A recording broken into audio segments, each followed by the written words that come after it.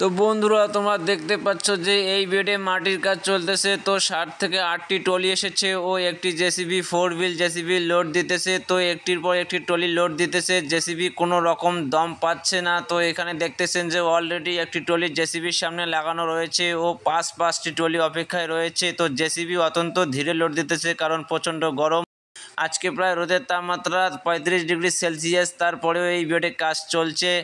ড্রাইভারগুলো অত্যন্তই ক্লান্ত হয়ে গেছে এবং জেসিবির ড্রাইভার একাই লোড দিতেছে, কোনো রকম রেস্ট নেওয়ার উপায় নেই জেসিবি ড্রাইভারের। তো একটি করে ট্রলিকে প্রায় 7 থেকে 8টি বাকেট দিতে হয়, তারপরে একটি ট্রলি ফুল লোড হয় এবং এভাবেই সারাদিন লোডের পর লোড দিতেছে জেসিবির ড্রাইভার। এবং যে জায়গায় মাটিগুলো ফেলে আসা হচ্ছে সেটাও অত্যন্ত কঠিন ব্যাপার। ট্রলির ড্রাইভারগুলো অতি সাবধানে খুব ধীরে ধীরে সেখানে মাটি ফেলে তারপর আবার লোড নিতে চলে আসতেছে। এখানে যতগুলো ট্রাক্টর উপস্থিত আছে তার মধ্যে একটি জন ডিয়ার আছে, 2টি অর্জুন আছে এবং 2টি স্বরাজ আছে।